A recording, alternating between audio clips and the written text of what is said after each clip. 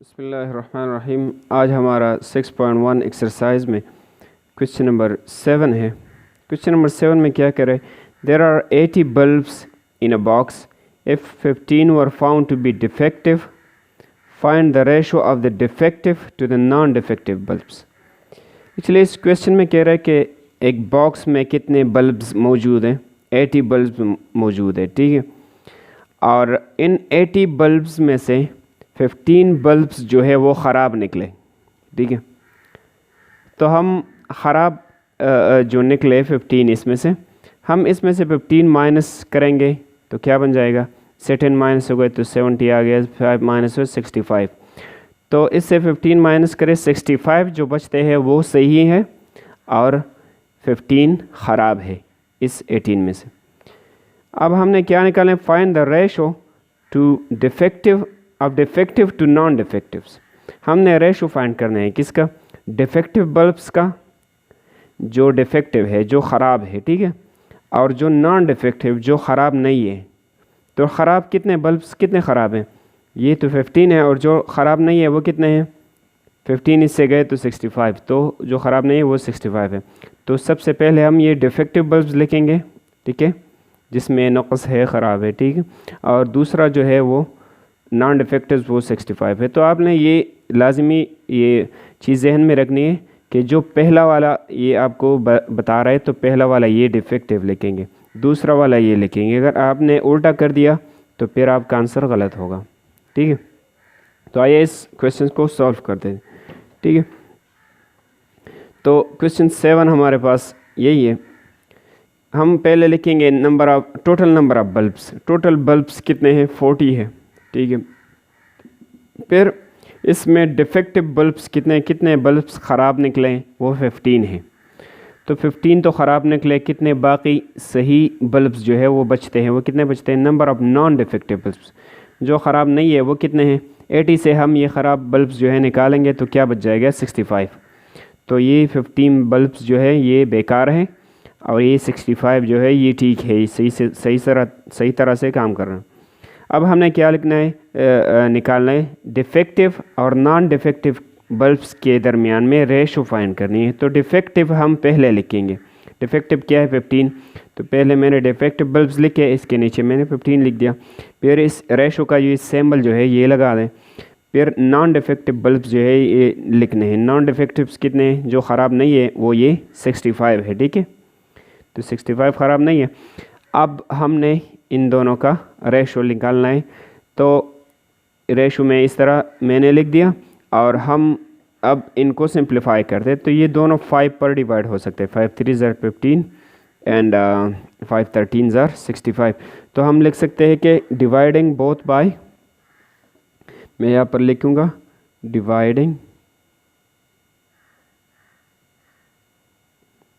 Both bye 5। दोनों को मैं 5 पर डिवाइड करूँगा। तो पहले वाले को आप 5 पर डिवाइड करें, 5 3 ज़र 15। फिर 65 को अगर आप लोग 5 पे डिवाइड करें तो क्या आता है? 65 डिवाइड बाय 5, तो 13 आ रहा है। तो इसको ये क्या आ रहा है? 13। तो डिफेक्टिव बल्ब्स और नॉन डिफेक्टिव बल्ब्स का रेशो कितना है? 13। सो हम लिखेंगे कि the ratio to the ratio of defective bulbs to non defective bulbs is 13। हम यहाँ पर लिखेंगे the ratio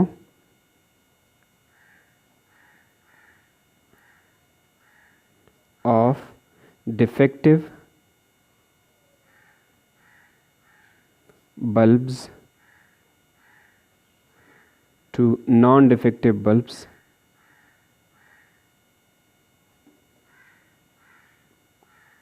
defective bulbs is वो क्या है? 3 to 13, ये वाला है, ठीक है। The ratio of defective bulbs to non defective bulbs is 3 to 13। ये हमारा क्वेश्चन 7 था। क्वेश्चन 8 पे आ रहा है। क्वेश्चन 8 पहले हम किताब में देख ले कि ये क्या कह रहा है, फिर इसको हम एक्सप्लेन करेंगे, ठीक है। तो पहले मैं बुक में ये इसको जो है ना यहाँ पर आप लोगों को समझा रहा हूँ। अच्छा, तो बुक में क्वेश्चन 8 किस तरह बता रहा है? क्वेश्चन 8 है, Ahmed and Saad bought a bed for 450 rupees. ये दो बंदे हमारे पास, एक अहमद है एक दूसरा है साद। उन्होंने एक बेड ख़रीद लिया कितने रुपीज़ में?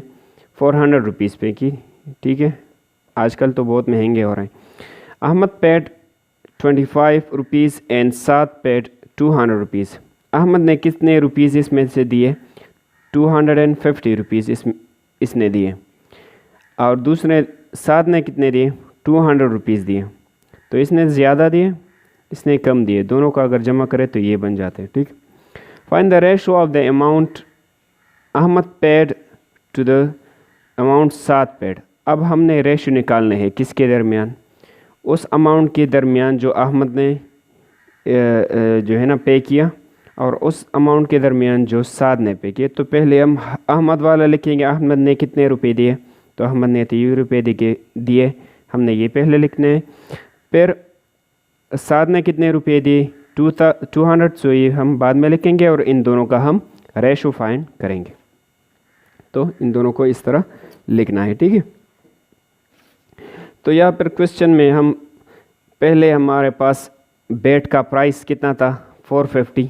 ये तो बेट इसमें ख़रीद चुका है, ठीक है, ख़रीदा जा चुका है। अब अहमद ने कितना पैसे दिए? इसमें कितने पैसे दिए? वो 250 अहमद ने दिए। साद ने कितने दिए? उसने 200 दिए। दोनों ने मिलके ये बेट ख़रीद लिया, ठीक है। अब हमने रेशो क्या फाइंड करना है?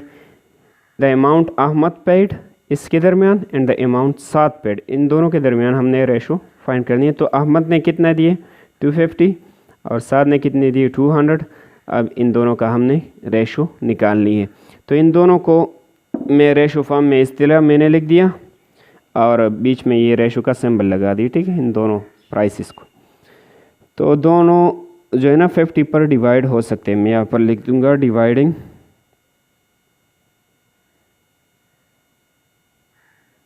बोथ बाय 50, दोनों 50 पर डिवाइड हो सकते हैं। तो इसको मैं 50 पर डिवाइड करूँगा, इससे क्या आ जाता है आप लोग देख ले कैलकुलेटर से। 250 डिवाइड बाय 50, सॉरी, तो इससे 5 आ रहा है, ठीक है, इससे 5 आ रहा है। फिर ये रेशो का सिंबल लगा देंगे, इसको भी 50 पर डिवाइड करें। 200 डिवाइड बाय 50, 200 को मैंने 50 पर डिवाइड किया तो 4 आ रहा है। तो इससे क्या आ रहा है? 4। तो अहमद और साद के जो इनके जो पेमेंट किए हैं ना, उनका रेशो ये आ रहा है 5:4, ठीक है, ये हमारा आंसर है। अब क्वेश्चन 9 पे आ रहा है। क्वेश्चन 9 बुक में किस तरह है? पहले बुक में देख ले, फिर यहाँ पर सॉल्व करेंगे। तो बुक में क्वेश्चन 9 कुछ इसी तरह से आ रहा है। In school there are 800 students. In school there are 800 students and 80 teachers. एक स्कूल में हमारे पास 800 स्टूडेंट्स हैं और 80 टीचर्स हैं। हमने क्या करना है? Find the student to teachers ratio in the school. हमने स्टूडेंट्स और टीचर का रेशो जो है ना फाइंड करनी है। तो पहले स्टूडेंट्स का नंबर जो है लगना है, दूसरे नंबर पे टीचर है, ठीक है। अगर इनको उल्टा कर दिया तो फिर जवाब गलत होगा। तो पहले हम तो स्टूडेंट और टीचर का रेशो हमने निकालनी है, ठीक है। तो आप लोग पहले मैंने लिख दिया क्वेश्चन में नंबर ऑफ स्टूडेंट्स कितने हैं? 80 है, ठीक है। फिर नंबर ऑफ़ टीचर्स कितने हैं? ये 800 है, नंबर ऑफ़ टीचर्स कितने हैं? 80 है। फिर हमने स्टूडेंट्स और टीचर्स का रेशो निकालने, तो मैंने स्टूडेंट्स लिखा और टीचर्स लिखा। स्टूडेंट्स कितने हैं? 80 है, और 800 है, और टीचर्स कितने हैं? 80 है, और इसके दरमियान मैंने रेशो का निशान लगा दिया। तो ये दोनों अब 80 पर डिवाइड हो सकते हैं। तो मैं लिख दूंगा dividing both by 80, dividing both by 80। तो 80 पर दोनों को डिवाइड करेंगे। ये 80 से डिवाइड करें तो 81 ज़ार 80 से 10 आ रहे हैं। इसको 80 से डिवाइड करें तो 1 आ रहा है, ठीक है। तो ये हमारा रेशो आ गया स्टूडेंट टू टीचर रेशो। इसका मतलब ये है कि 10 स्टूडेंट्स के लिए स्कूल में एक टीचर मौजूद है, ठीक है। ये तो बड़ी खुशी की बात है जब स्टूडेंट्स 10 होंगे और टीचर 1 होगा तो क्लास में लर्निंग भी सही तरह से की जा सकती है। अगर जो है ना लार्ज नंबर्स में स्टूडेंट्स बैठे हो क्लास में तो फिर लर्निंग मुश्किल होता है, डिस्टर्बेंस भी पैदा होती है। अब आ रहे हम क्वेश्चन नंबर 10 पे। क्वेश्चन नंबर 10 कहाँ पे था? तो पहले मैं बुक में समझा दूंगा क्वेश्चन नंबर 10 और फिर बाद में हम यहाँ पर आएंगे और यहाँ पर सॉल्व करेंगे, ठीक है। मैं यहाँ भी लिख सकता था लेकिन यहाँ पर मैंने नहीं लिखा क्योंकि बुक में ये टाइम ज़्यादा लेता है यहाँ पर लिखने के लिए। अच्छा, क्वेश्चन 10 में क्या है? The price of a pack of bread instead of increase to 50 rupees from 48 rupees। Bread जो हमारे पास वो टोस्ट वगैरह होते हैं ना जो शहर में खाए जाते हैं तो वो उसका प्राइस जो है पहले 48 रुपीज़ था, फिर उसके बाद बढ़ गया 2 रुपीज़ बढ़ गया तो क्या बन गया 50 रुपीज़ बन गया। हमने क्या फाइंड करने? Find the ratio of the increase in price to the original price. हमने ओरिजिनल प्राइस और जो प्राइस में जो है ज़्यादती उसमें हमने रेशो फाइंड करनी है, ठीक है। तो क्वेश्चन कुछ इस तरह है कि हमने ओरिजिनल प्राइस क्या था? The original price of pack of bread, एक ब्रेड का एक पैक कितने का मिल रहा था? पहले 48 का मिल रहा था, फिर उसमें जो है ना महंगाई आई और 2 रुपये ये चीज़ महंगा हो गया, ठीक है। 2 रुपये तो बहुत बड़ी चीज़। अच्छा, तो 2 रुपये महंगा हो गया, कितना बन गया? After the increase in price it becomes 50, तो ये 50 बन गया, राइट। अब हमने ओरिजिनल प्राइस और जो है ना इंक्रीज इन प्राइस इन दोनों के दरमियान में रेशो फाइंड करनी है। तो पहले हमारे क्वेश्चन में वो कह रहा है कि पहले आपने इंक्रीज इन प्राइस ये लगाना है और दूसरा हमने बाद में क्या लगाना है? Original price. तो अगर आपने उल्टा कर दिया तो फिर मामला कुछ और होगा, आंसर गलत होगा। तो पहले इंक्रीज इन प्राइस लगाना है, दूसरे दफ़ा पे ओरिजिनल प्राइस लगाने में। यहाँ पे देख भी लूँगा कि इस तरह है कि नहीं, तो बिल्कुल इसी तरह है, ठीक है। अच्छा, थोड़ा मुझे टाइम दे दें, मैं चेक कर देता हूँ। यहाँ पे पहले हमने इंक्रीज इन प्राइस जो है वो फाइंड करना है, दूसरी बात पे ओरिजिनल। तो ये दोनों जो है यहाँ पे अब 2 पर डिवाइड हो सकते हैं। हम सिंप्लीफाई करेंगे 50 और ये के दरमियान में मैंने रेशो लिया है।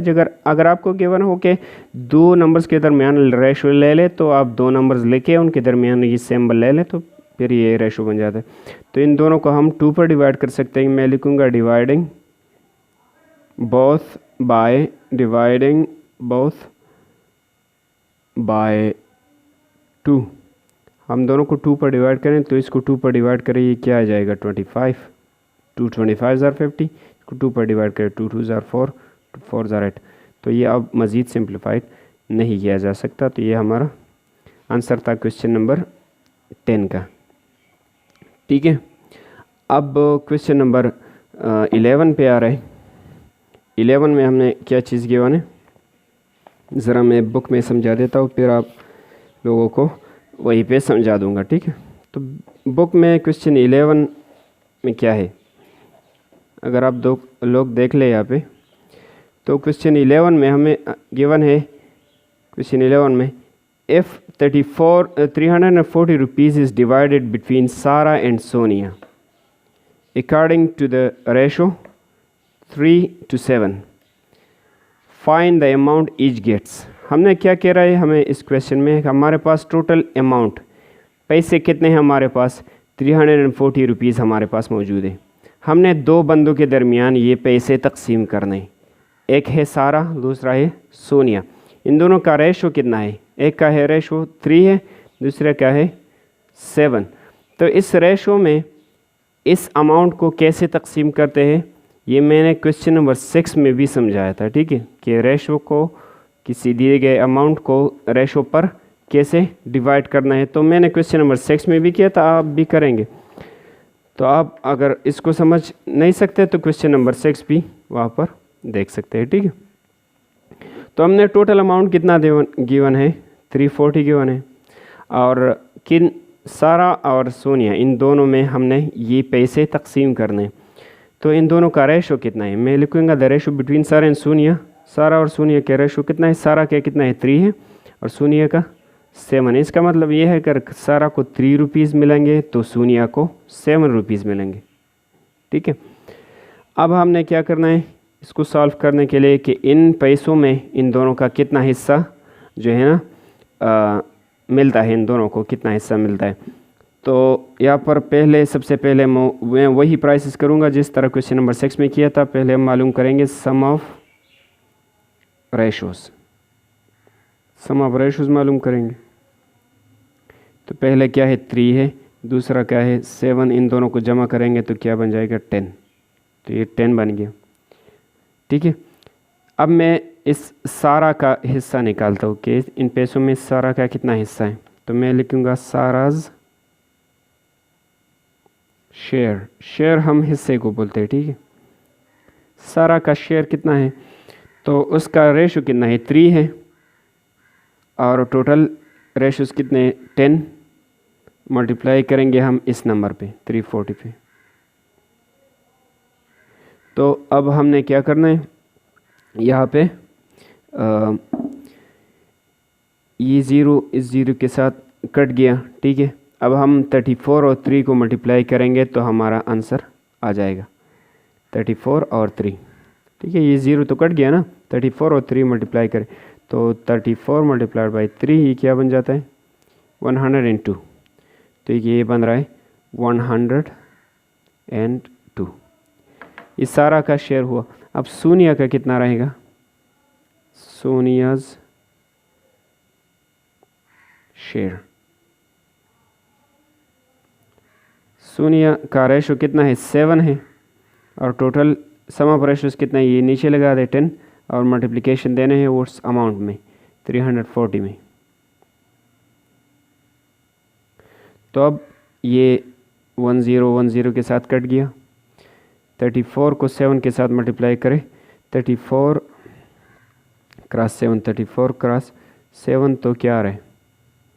सॉरी ये आंसर नहीं दे रहा, 238। तो हमारा आंसर आ रहा है 238। ये तो हमारे यहाँ तक जवाब कंप्लीट हो गया। अगर आप अपने जवाब को चेक करना चाहते हैं कि सी ए के गलत है, आप ये 102 और 238 को जमा करें। अगर ये आ गया तो फिर आप लोगों का जवाब ठीक होगा। तो हमारे पास आता है ये 200 और 100, 338 और 240, तो ये आता है। ठीक है, अच्छा अब क्वेश्चन नंबर 12 है। तो क्वेश्चन 12 में ज़रा चीज़ें मुश्किल हैं।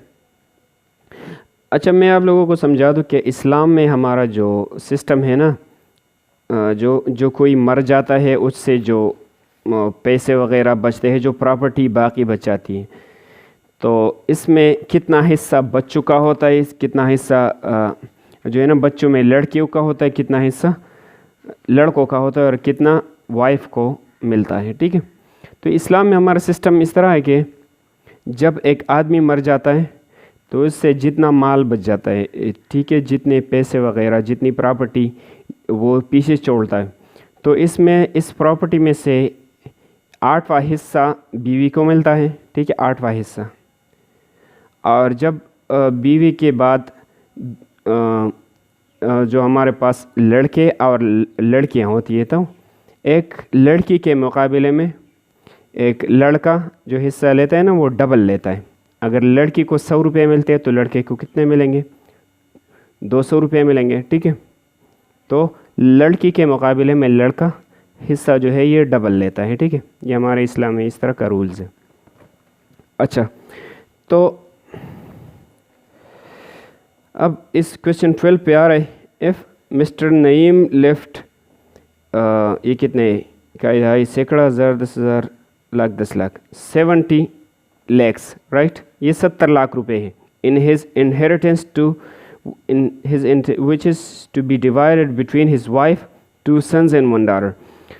ये हमारे पास 70 लाख रुपए है। ठीक है, ये एक मिस्टर नईम, ये एक शख्स था, ये मर गया और उसके बाद ये कितने रुपए बाकी बच गए? उसने कितने रुपए पीछे छोड़ दिए? 70 लाख रुपए।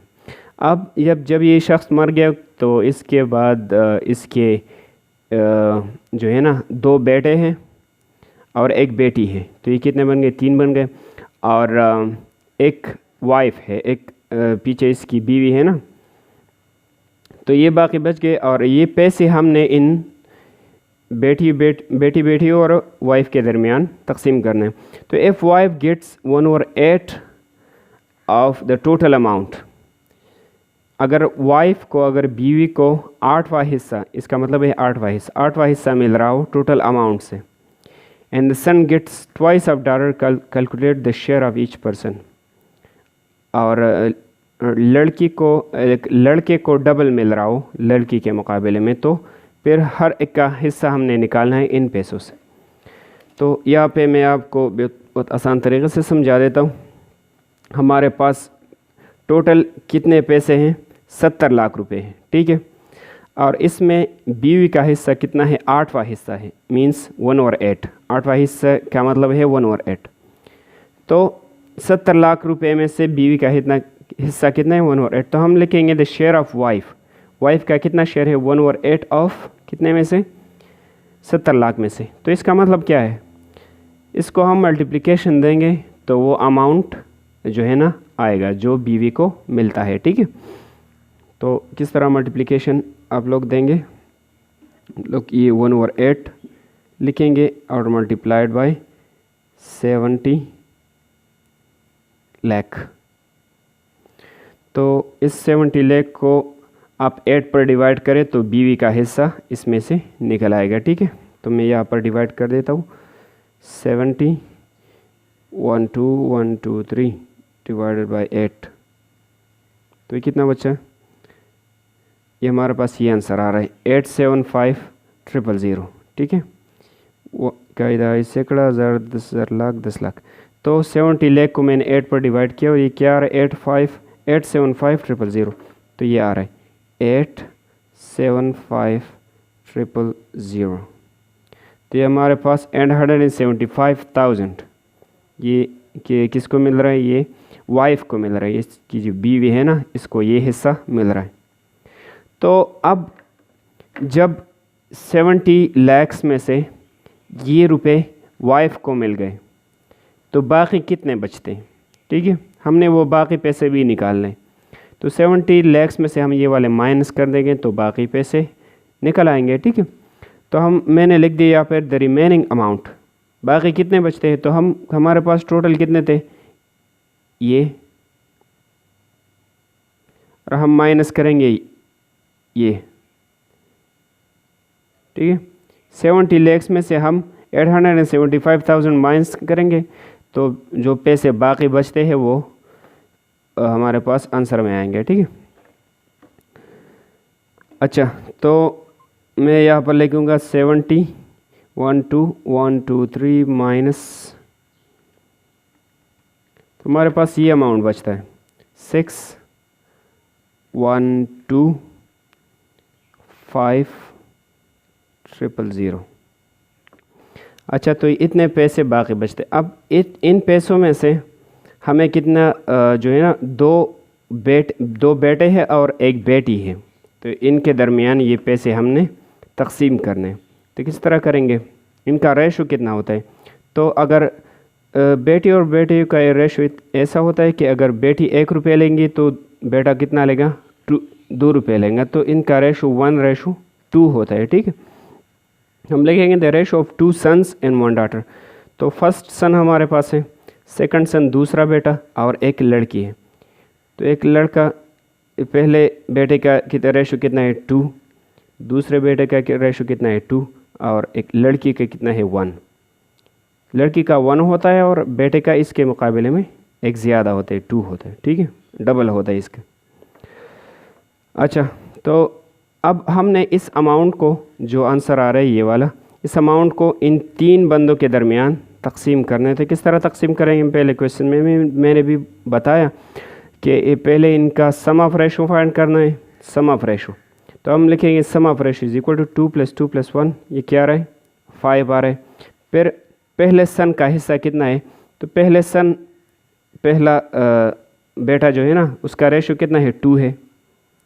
और नीचे हमने क्या लगाना है? ये, और पैसे टोटल कितने हैं, ये जो बाकी बच गए थे ये हमने यहाँ पर लगाने 6125,000 6125,000।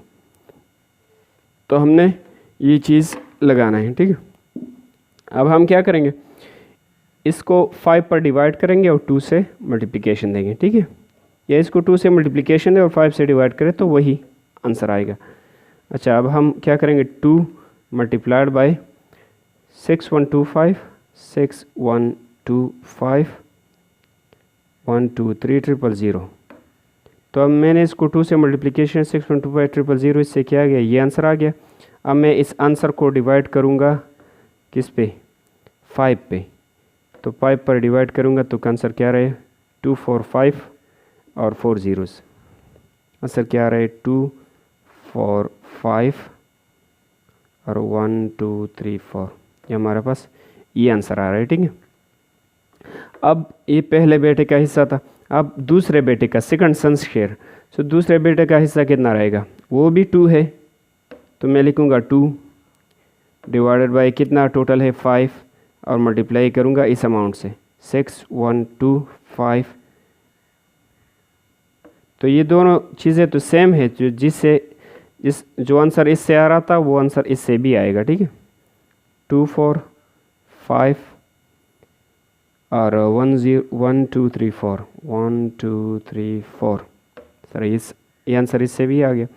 अब डॉटर का शेयर निकालना है, तो डॉटर्स का शेयर कितना होगा, डॉटर का रेशो कितना है, 1 है, तो 1 लिखेंगे। और टोटल सम ऑफ रेशो क्या है, 5, तो 5 नीचे लिखेंगे, फिर क्रॉस, और इस अमाउंट से हमने मल्टीप्लिकेशन देना है 6125,000। तो अब इसको आप लोग 5 पर डिवाइड करें और 1 से मल्टीप्लिकेशन दे तो क्या आंसर आएगा, 6125,123 डिवाइड बाई 5। तो हमारे पास आ रहा है 122,500 122,500। तो इस तरह हमारा आ गया। अब हम आंसर देखते हैं कि हमारा आंसर ठीक है कि नहीं, ठीक है। तो अब हम क्या करेंगे, ये तीनों और ये वाला अमाउंट, ये चारों जमा करेंगे कि इसके आंसर अगर ये आ गया तो फिर हम लिख देंगे, हमें पता चलेगा कि हमारा आंसर ठीक है, राइट। तो मैं इन तीनों को जमा कर दूँगा अपनी आसानी के लिए, आंसर चेक करता हूँ कि ठीक है कि नहीं। तो 1225 इस ये वाला 123 1225 123 प्लस 245 245 1 2 3 4 4 ज़ीरोस मल्टीप्लाइड बाई 2, फिर प्लस ये वाला भी इसके साथ ऐड कर ले, 875 875 और 000। तो इन तीनों का आंसर्स अगर आप लोग चेक कर ले तो ये वही 70 लाख आ रहा है, सैकड़ा, हज़ार, 10,000, लाख, 10 लाख। तो ये 70 लाख आ रहे, तो हमारा आंसर बिल्कुल ठीक है, राइट। तो हमने इस तरह किया, पहले टोटल अमाउंट, पहले बीवी का हिस्सा निकाला, बीवी का हिस्सा इतना था, पहले टोटल अमाउंट से बीवी का हिस्सा माइनस कर दिया तो बाकी पैसे ये बच गए। अब ये पैसे हमने डिवाइड किए 2 बेटों में और 1 बेटी में, ठीक है। तो इस तरह हमने ये चीज़ें डिवाइड की यहाँ पे और ये आंसर्स आ गए।